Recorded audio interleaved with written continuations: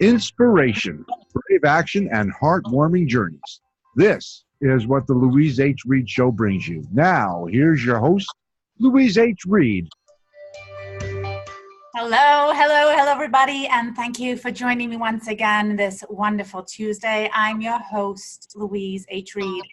With listeners in over 145 countries and millions of iTunes downloads and ongoing podcasts, I'm here live every Tuesday to explore life and leadership with everyday people doing extraordinary things.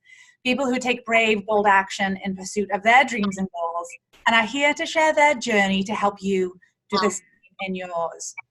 Those regular listeners know I say this every time, that there is nothing more valuable than time. And so as a way of showing my gratitude to you for listening each and every week, anyone who comments on a podcast episode with the hashtag LadyBossLoyalty will automatically be entered into a draw to win exclusive Lady Boss Loyalty swag. So please comment away on Facebook, YouTube, iTunes, or LinkedIn, and let's see who our next winner will be. Before we get on to today's guest, I wanted just to share a quick announcement of sorts, I suppose. It's September 10th today, and it is World Suicide Prevention Day. And so I just wanted to take a moment to honor those who have fought, to recognize those who still are, and also to recognize the family members of all who are impacted as well. I just wanted to share that I see you, I hear you, and I appreciate you. Now we have a crusader with us today of a different sort, and I'd like to share with you a little bit about our guest, Dimple Bawa, before we hear from her. So Dimple is a social activist, cancer crusader, founder and president of Cheers to Life Foundation, a registered nonprofit organization for cancer awareness and prevention. Dimple believes life is truly madly magical, even after cancer. Through her own battle with breast cancer in 2013, she chose not to allow the experience to go in vain. This was the reason for her founding the Cheers to Life Foundation, where they act as a beacon of hope to those suffering from this disease and to be a one-point stop of support of any kind to anyone who has been touched by cancer directly or indirectly. And sadly, that really is most of us, isn't it? Her own journey with cancer has been one of a discovery of self. It taught her how to listen to her inner guide and to connect more deeply with people. Dimple invites others to join in this fight against cancer so that we can imagine a day when cancer is just a zodiac sign and not a disease anymore. Dimple, welcome to the show. Thank you so much, Louis, for the wonderful introduction. I'm really honored. Thank you so much. You are so welcome. Truly, Dimple, the honor is mine. There is so much wisdom when you and I spoke. I mean, I gathered this from reading about you, but when the two of us spoke in preparation for you being on the show, your groundedness and wisdom was something that touched me, and I really walked away from that call, even though it was 1 hour that we shared together, changed. And so I knew that you'd be just a beautiful soul to have on this show. You are a woman who is a badass and who has a really kind heart. And I just think that's a powerful combination. Thank you so much. I am really speechless the way you just spoke. I know it's straight from your heart and it touched me. Thank you. You're so welcome. So I look forward to sharing this hour with you, where I really want to start to explore, maybe we'll start sort of, I was going to say at the beginning, I guess it depends on where you want to define the beginning, but I want to roll back the clock a little bit. And I'd love to understand a little bit of your early years and who young Dimple wanted to be. And then we can sort of walk through what happened and some of the crossroads that you were at that informed choices that led to where you are today. Okay. So yeah, I know, really, right? This is heavy. Deep breath. Here we go. I need to take a deep breath and just go back to my early childhood. So as a young child, as a young Dimple, I had no clue how my life will go on. I was moving away or moving through life, I would say. I never believed in conventional education. And I was an average student, I would say, in my school. I got married very early, but I always look up to my mother for her strength. She was so very bold. The way you have your show, be bold, be brave. So my mother was one of those women. So I always look up to her that, yeah, this is what my idol is. And no matter what I do in my life, I just want to be strong. I just want to be fearless. I just want to be bold and brave. I think that's really beautiful, and I appreciate you sharing that. I too have a brave and bold mother who I was fortunate enough to have as my mother and also as a guest on my show recently. And I know not everyone is as fortunate. Not everyone is as fortunate to have that idol, like you said. Yeah. And so can you talk to us a little bit about then what your upbringing was like and how that brave, bold mother figure so early helped to inform or helped you to garner strength, because you had to really lean into that strength during some difficult times? I remember my early childhood years. I lost my father at the age of 5, and I don't have a single memory of my father with me because I was too young back then. I have always seen my mother creating a balance between her personal life and her professional life. She was running a business at a very young age. She was a widow. She didn't remarry for me because she wanted to give me a beautiful childhood. She was afraid if I may have a stepfather, so things will be different for me. So she took all the challenges what life threw at her. And I always see her as a fierce woman, where she can overcome anything. So as I grew up during my teenage years, where I was struggling sometimes with my studies, course and everything, she used to tell me, you don't have to study for me. You have to study for yourself. So it's up to you. I leave it up to you. So those were the years which actually, make me believe in my inner soul that I don't believe in the method of conventional education. There is so much of learning around me.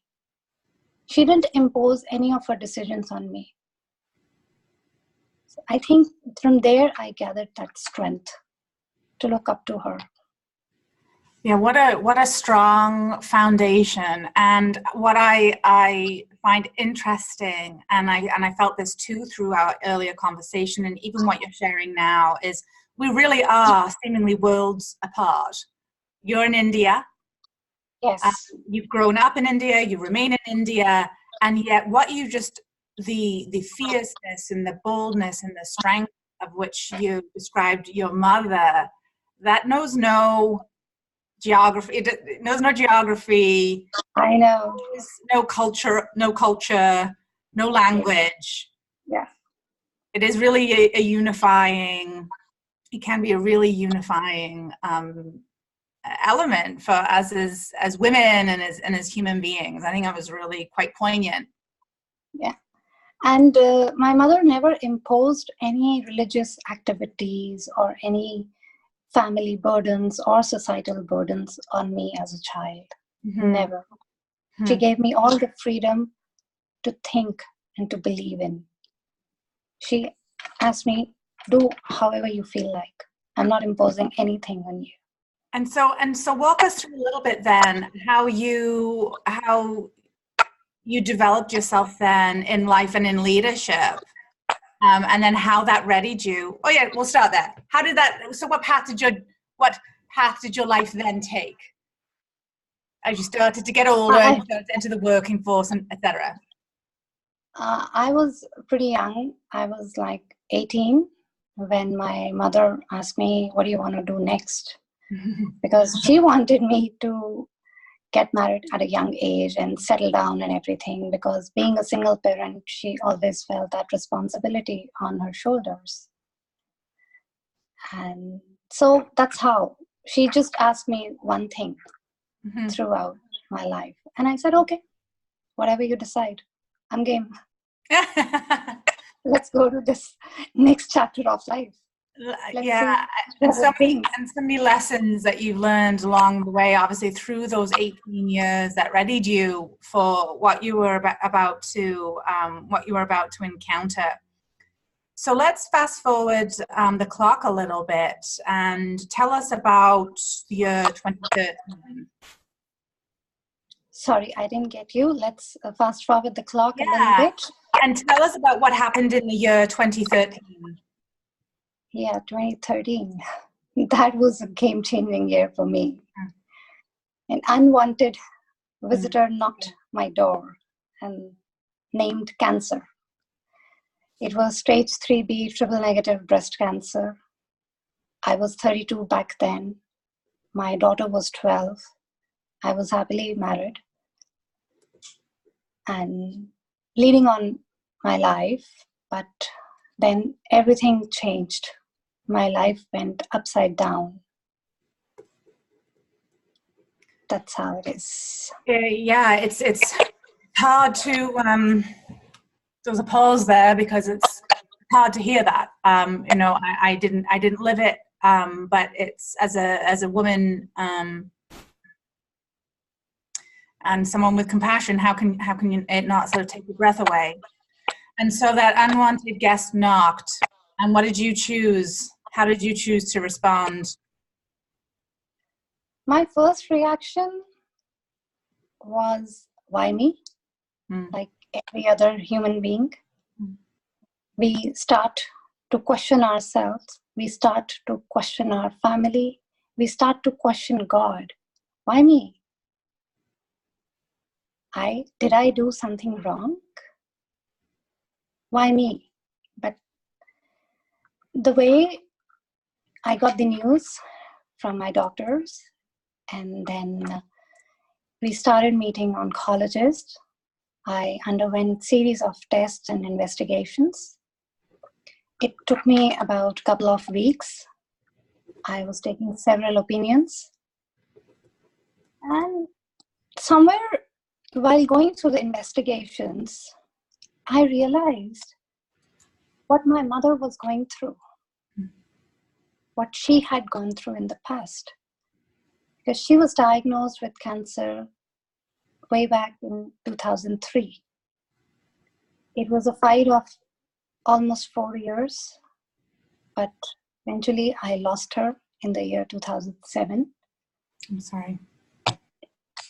Then, while going through with the investigations, I was just thinking about her, that she was handling everything all by herself. I have my husband and my family standing next with me, but she was all by herself. And I used to see a lot of patients around me. They were going for their scans, for ultrasounds, for other investigations. Some are accompanied by their family members, some are all alone. So I used to look at them and I used to think, I'm fortunate enough. First thing, I have my family with me. Second thing, I'm fortunate enough to afford all the medical bills. Yeah. So that was a changing point. I admire your ability to see gratitude in moments of darkness, right? And able to see light in some of the darkness. I really do. Thank you. Thank you. And I remember when you and I spoke before, you thinking, when you were talking about your mother's experience with cancer, and how it then you were walking that experience yourself, all of a sudden now you had another perspective. With your mother, you were the daughter, the supporter, so an onlooker, very, very close, obviously, but you can't walk that walk. And then suddenly now, 10 years after your mum was diagnosed, you're walking that walk and able to see now her experience through similar lens. Yeah. When I received my first chemotherapy, you are aware, everyone is aware that chemotherapy comes with a lot of side effects. Doctor prescribed you so many drugs and medicines to overcome the side effects. But those are just the bookish side effects of any drugs. Every individual behaves differently with the medicine, with the treatment. When I received my first chemotherapy, the amount of physical pain, muscular pains, and other things were happening in my body, the changes. I used to think of my mother back then, that I was being so close with her, so close to her, and then I couldn't understand what she was handling, the kind of baggage she was dealing with. I used to cry more for her rather than for myself. So that transformed me in some way, that when I used to see the fellow patients at the hospital, what they are dealing with, what they are going through, I can relate to them. I can feel their pain. So they, in the same way, they can feel my pain too. That actually erased the question by me. It converted into try me. Yeah. Holy cow. Talk about taking it from a victim, feeling like a victim, to feeling like a victor. You can say so. Thank you. But it was like, after seeing a lot of gap between patients and the doctors, I was like, it's not just me who's feeling this, who's having this kind of a weird feeling why there is a gap. Right. Maybe there are so many patients around me, so many people around me who are also experiencing the same gap. So let's talk. They can feel the same, they can somewhere, like, they can feel whether I have breast cancer, other person may have lung cancer, mouth cancer, bone cancer, liver cancer, but the word cancer is there. So that was the connecting thing between me and any fellow patient. So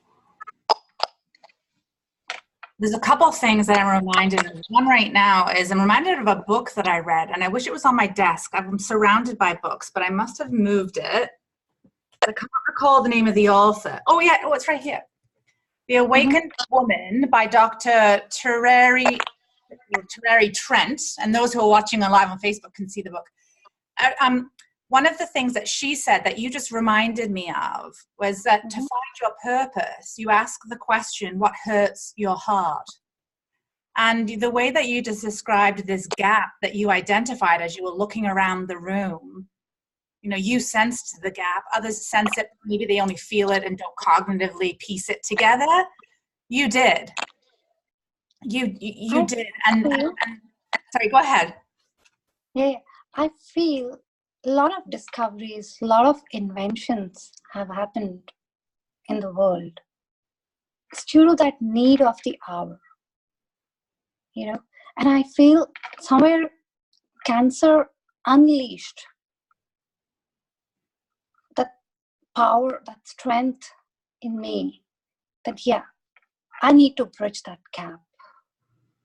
My experiences, my learnings should not go in vain. And so then you really talk about then leaning into the braveness, the boldness, the ferocity that you had within yourself and certainly nurtured by your mother. There's quite a difference between identifying a gap and having a desire to do something and then taking the action to do it. So I'm wondering if you can talk to us a little bit about how did you really lean into that to then create this nonprofit that you did? It started with a very small support group.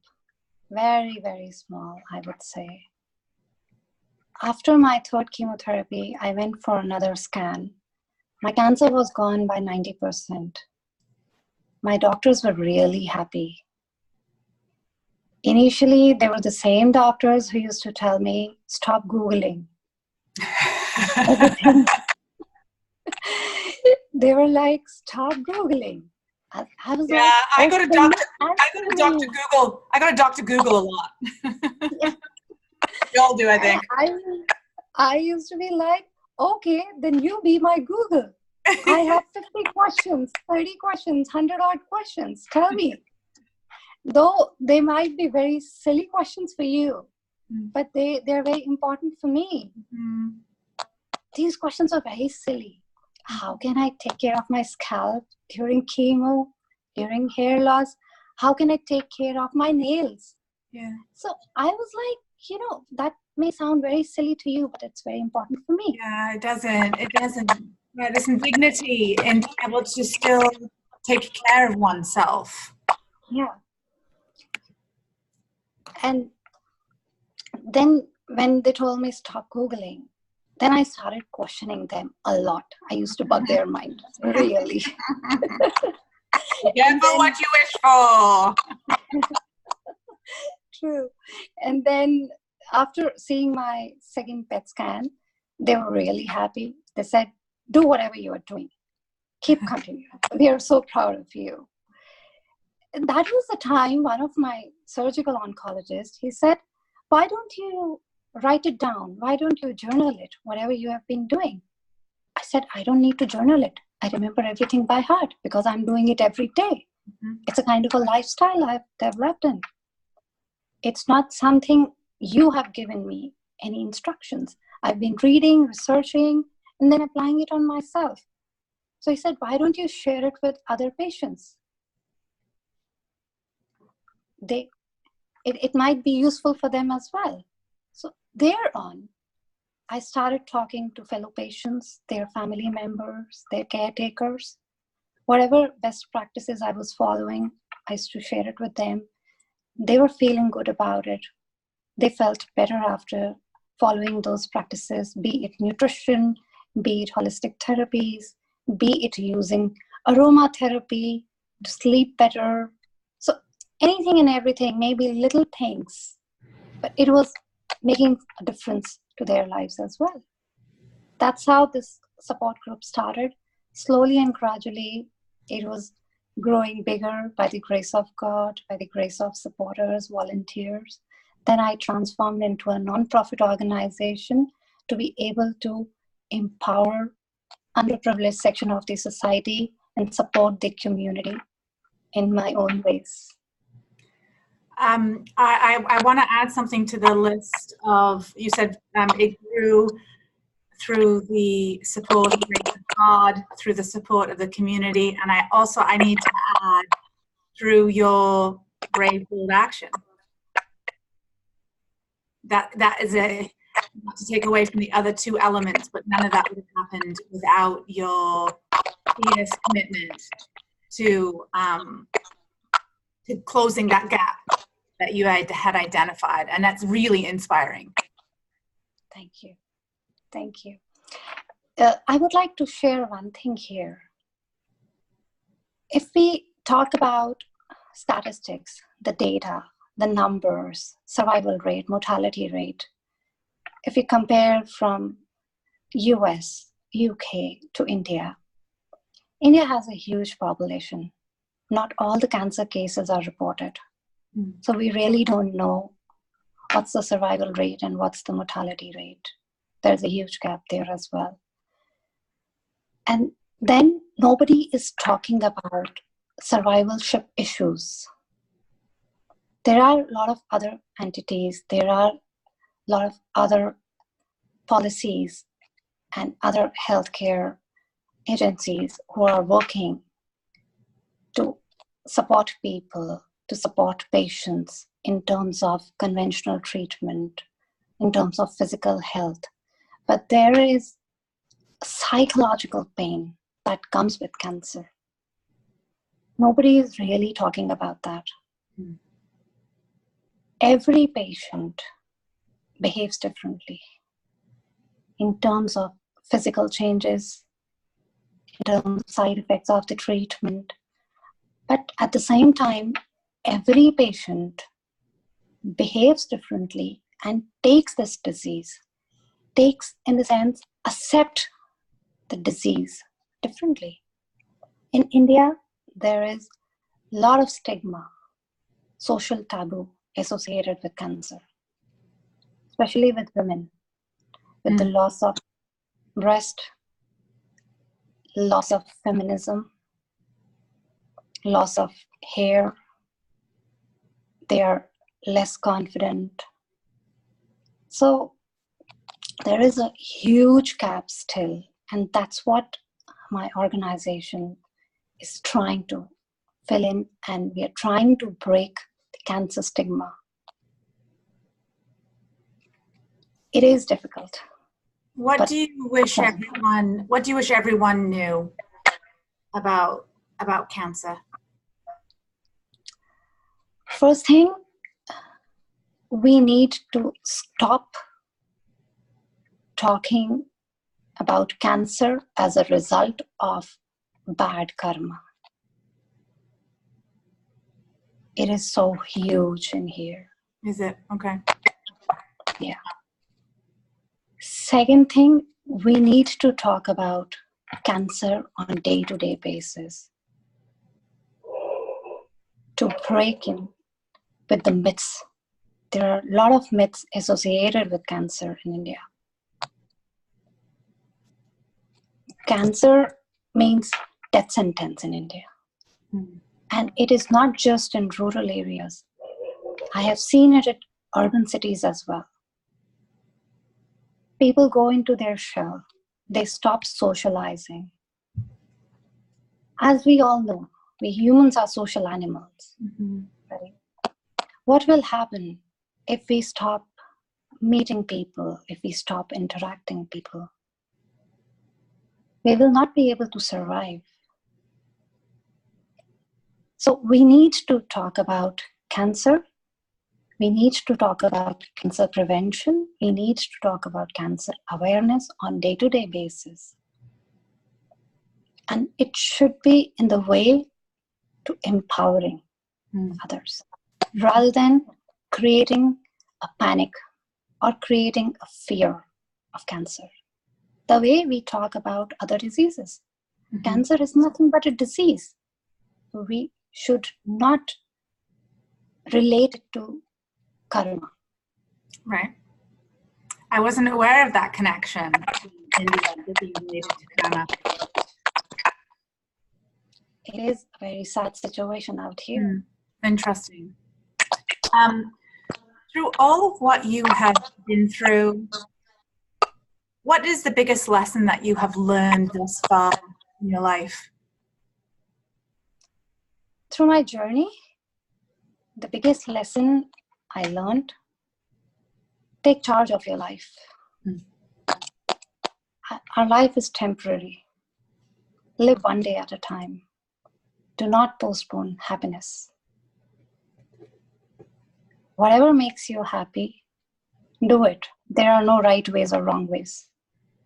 One can see you either ways. It's just what you believe in, just do it. Go beyond all the difficulties and achieve what you want to achieve. I think those are amazing lessons and takeaways. And I think it's possible to do all of those things when we decide that whatever is in our path, we'll jump over them. We'll jump over the hurdle. When you're faced with something like cancer, you don't have much of a you've got two choices really. Yeah. You do what you can to jump over it, through it. I'm not sure how to describe that. Or you step back. I think that there are other challenges in life where we can more easily choose the easy path, but it's not the one that takes us to greater joy, peace, happiness, success. So I really appreciate those takeaways and those shared lessons. What does success mean for you now? I'm sure it's changed over time, but what does it look like for you now? Success means to me what I want to do and to what extent I can go, what I want in my life, and what brings me soul satisfaction. That's what success means to me. And even with my nonprofit organization, I believe, and even my team, we believe in overcoming cancer and celebrating life. That's what success means to me. It's like overcoming any challenges, be it cancer, be it anything else, and celebrate your life. I've not heard the term soul satisfaction before, and I love it. What brings you soul satisfaction? I realized the true meaning of soul satisfaction way back in September 2013. It was an incident. I underwent mastectomy a week back, and my surgeon told me about a patient from a very poor village. And he said that he's doing the surgery day after, and he came up to me to share a few things about her. And he said, I need your best wishes. I said, sir, always there with you. You don't have to ask for it. He said, you have taught me to contribute to the society. So this is going to be my first operation, first surgery. I'm doing it at no cost. So thank you for inspiring me. I just asked him one question that, can I go and see her after the surgery? He said, yes, you're more than welcome. I went to see her. She was in her mid-50s. And my surgeon introduced me to her. And the way we were discussing, and I was just talking about her health and other things about her family. And after a few minutes of our conversation, she asked me, who are you? Are you a doctor? Or are you a dietitian? Because I was guiding her on the nutrition. I said, no, I'm none of them. So I told her, I was at the same bed where you are right now, 10 days ago. And she held my hand and she started crying. And she said, you are so young. I don't believe that. I said, yes, I was just right there. I still have my bandages. Do you want to see? I showed her my bandages and she started crying. But after that cry, few minutes later, she started asking questions about my family. And she started giving me blessings. And I could see a positive smile on her face. She's become so radiant. Just out of all the fears, she started giving that radiant, big smile. And that smile gave me that soul satisfaction. And I was like, it was totally worth it coming here. Though I'm in pain myself, but it was worth it to see that smile on her. What a difference. What a difference that you have made. And I think it's a reminder of how most of the time, I don't think we're aware of the true impact that we've had on someone. How wonderful that the doctor shared that with you instead of just going on his way and still doing good things, but not giving you the awareness of the impact that allowed you then to reach out and speak directly to this woman. again, this just speaks to that we are all connected when we choose to connect on that level. You know, the connection is through our hearts, not through our heads. Agreed. Totally agreed. The connection, you feel it here, right here. You don't have to feel that connect on materialistic things. You just share your journey, you just share your experiences, and you can just, you're in the position to share those lessons, and you're ready to pass on the knowledge. So you feel that connection right here. And I agree on all of that, especially with the material comment, except for my shoes. I really do love my shoes. But apart from that, yes, it's all the soul. So if there's someone who is intrigued and, you know, wants they themselves have a pain and have gone through an experience that they want to start sharing with others, and are sort of sitting on the edge of their seat wondering, well, how do I do that? What would you encourage them to do the first step? First step is acceptance. You have to accept it before you can start on with your fight, before you can start on with your journey. Unless and until you will not accept it, you cannot work on the solution, because you're stuck. You're stuck with the question. And while going on with your journey, on your path, on your way, with the treatments and everything, if anywhere you feel like you need any kind of help in terms of your psychological health, feel free to reach out to any experts. Or if anyone out there need me anytime, my number is there on my website, my contact details, my email, everything. They can feel free to reach out to me. And Dimple, what is your website? I believe I have it in the show notes. If it's not there, we'll make sure it is there. So you can share that with those who are listening right now. What's your website? Yes, my website is www.cheerstolife.org. You can Google Cheers to Life Foundation. We are present on all social media platforms. You can message me on Facebook.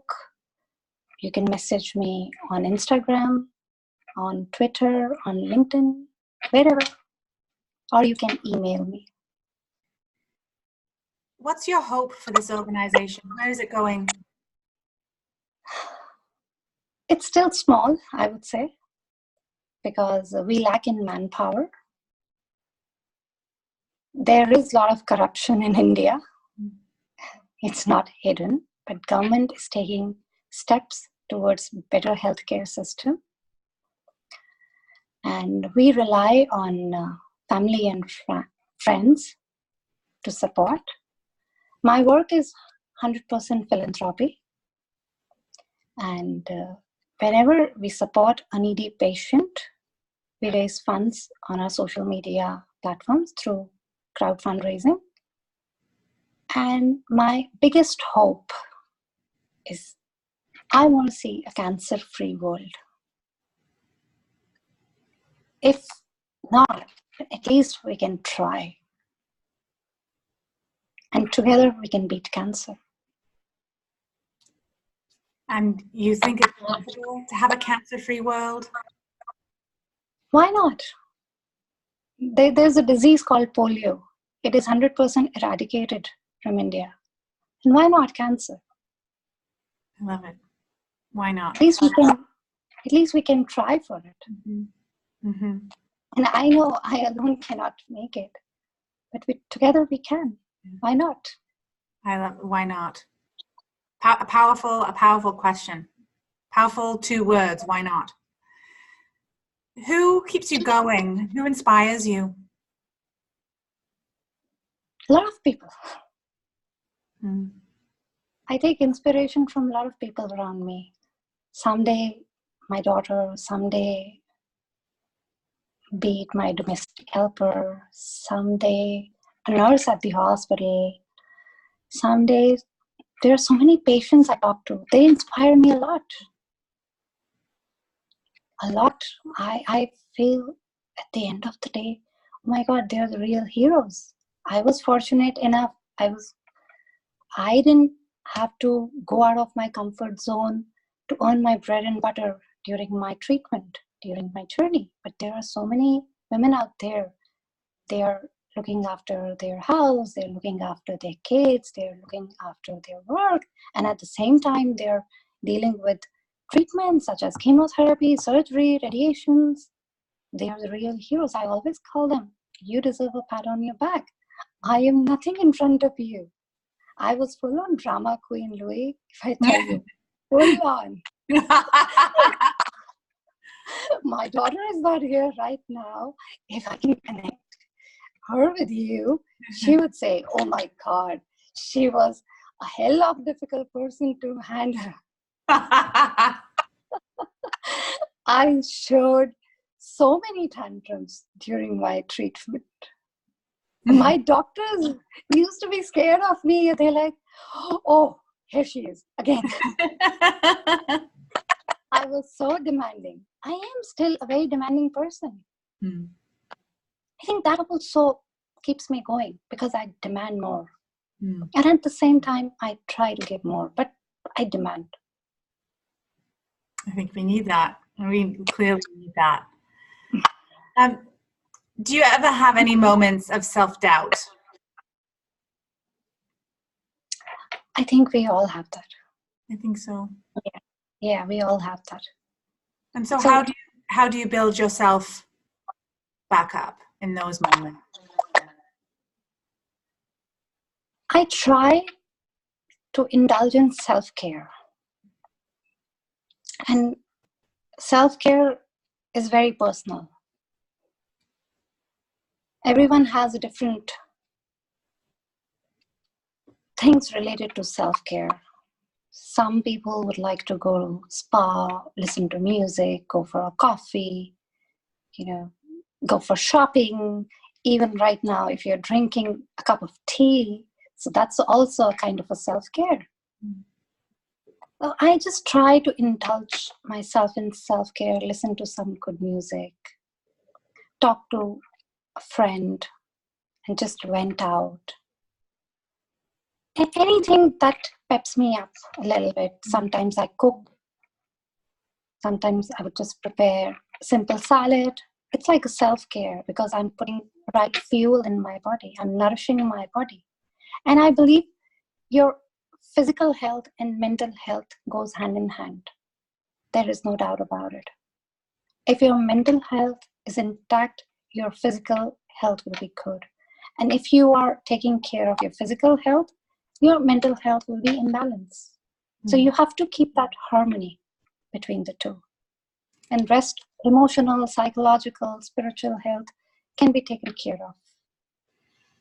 I think that's a very interesting concept. And I would suggest in North America, that harmony is somewhat disturbed. And I think that everyone's in a race to find harmony, to find a little ironic that we're racing for a sense of peace and spaciousness and health. Going on a bit of a tangent here, but related, meditation and yoga is something that has taken off in recent years here in North America and become much more mainstream. And yet I find it interesting when I really like being an observer. I'm fascinated by people. And so I'm often in an observer role, and I love people watching. And so when I'm watching people race to yoga or race to a meditation class to do the thing that's supposed to create balance and harmony, and then they race back to wherever they have to get to next. And right now I'm just sort of observing that and finding that interesting. But it certainly isn't, I don't think it's the right way or a very aligned way to peace and harmony, as you called it. Everyone is different. Even no two siblings are same. So people have their different choices when it comes to yoga, meditation. I'm not a kind of a person who's so much into meditation. So a lot of people tell me, I am quite a hyperactive person. If I want to do something, I want to do it right now. If I don't want to do it, I will not even do it for days or for weeks. I will just keep overlooking that stuff. So I would say it's a very personal choice, and it's a very vast thing. But yes, to have a balanced life, a bit of exercise, a bit of good nutrition, harmony in your personal and professional life is needed. So if you're okay, if you are able to create that balance, then sure, everything just goes on its own. You don't have to force things. Yeah, I remember a colleague of mine previously saying to me, and I know I've mentioned it previously on my show, is she said, and this really helped me with this whole notion of balance, which I'm not sure that I agree with the concept, but I think that the balance sort of suggests that at any one time things have to be in balance. That I feel like that's what people are searching for. She said to me, you can have everything that you want, not at the same time. Yeah. And I thought that was that certainly stopped me dead in my tracks and gave me pause for thought. And I think that's what sometimes we need to slow down and actually just connect. You were talking about self-care, and I think that self-care can exist in the smallest of things if we choose to just take a breath and be present in that moment. That can be an act of self-care. Yeah. So we're at the top of the hour, so finishing up the show, I just wonder if you have any words of wisdom, a favorite quote, or anything in particular, final message that you'd like to share with my audience. First of all, I would like to thank you, Louie, for this opportunity, for giving me this prestigious platform to come and share my journey. You're so welcome. Secondly, I would like to say, all the people who are listening to me now, believe in yourself. Don't give up on yourself. Your life is very precious. Don't risk it for anything. Just live in the moment. Live one day at a time. Try to create a harmony in your personal and professional life. Be happy. Spread happiness. Experience and see things and be in the state of mindfulness. Be in the state of gratitude. I know it can be very tough. It is not easy. But the moment you will decide that this is what it is, and now what's next, you'll be able to take care of everything, no matter how big or small it is. Beautiful words and insights, Dimple. Thank you for sharing those closing thoughts. And of course, thank you so much for all that you do in your work to raise cancer and support others who are faced with it directly and indirectly. And thank you so much for your time today. More than welcome. Thank you so much for all the love, all the respect. Really appreciate it. Thank you. Thank you. My pleasure. And of course, I want to thank all of you as well, my loyal listeners and followers, and remind you that information about my radio show and guests can be found at louisehreid.com. Also, as always, a big shout out to two important men in my life, my producer, Cameron Steele at Contact Talk Radio Network, who this show would not be possible without, and my life partner and love, Jay Andrews. I'd like to leave you with one of my favorite recent quotes that goes, be bold enough to use your voice, brave enough to listen to your heart, and strong enough to live the life you've always imagined. And also in closing, we heard from Dimple, believe in yourself, spread happiness, be in a state of gratitude. Until next Tuesday at 11 a.m. Eastern, I'm Louise H. Reid, wishing all of you an amazing day. Goodbye, friends.